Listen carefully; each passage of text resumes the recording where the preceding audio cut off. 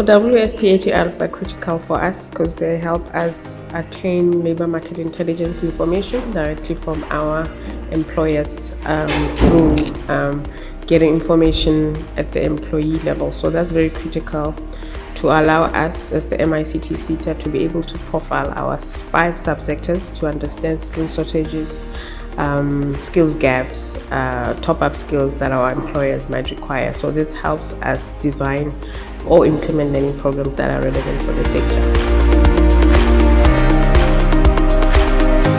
So what we normally do, we open the system early on. If you've noticed in the previous years, the MICT SETA would open the system in December.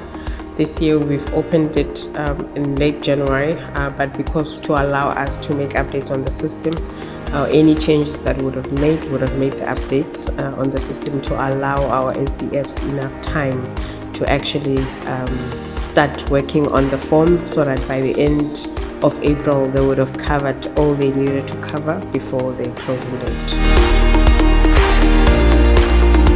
So in order for you to access the LMS system, you must have an active profile as a Skills Development Facilitator. That's a requirement to access. So meaning that the company must have authorized you to be the Skills Development Facilitator for the company. Once you have access to the system, then you can start working on the different forms. It could take a bit of time because we're looking at employee information. So each employee within an organization, that's what they need to input. So we open the system early to allow SDFs to have access to the system.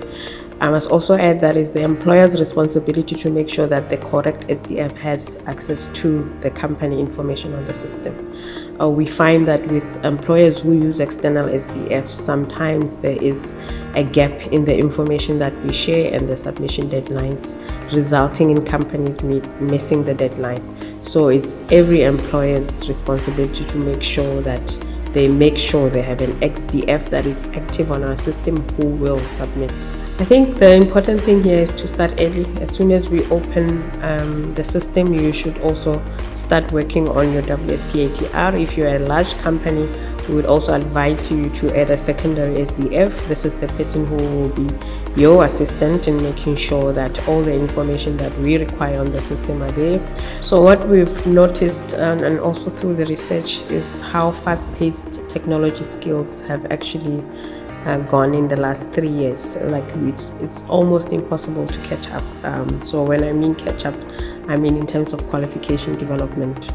So what's quite clear is that we will not be able to catch up to the changes if we had to follow the formal qualification route, right? So the way the skills system is designed, employers are actually the ones that are actually supporting the sector education and training authorities through the 1% levy that they pay. So I would say start early.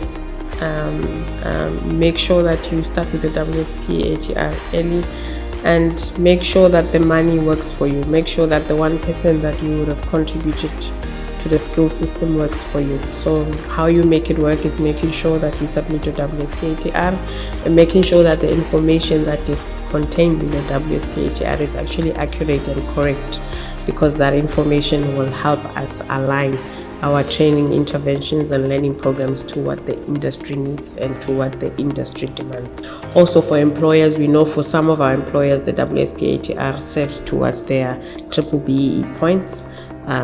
So it's also important for them to submit the WSP ATR so that they can also keep their compliance in terms of BBBE scorecards. So we find that they also use the WSP ATR submission to garner those points. So I think it's also important for them to submit the WSP ATR on time, claim back that 20%, allow us to analyze that information, allow us to profile our sector so we can understand it better. It becomes a win-win for both parties. Thank you.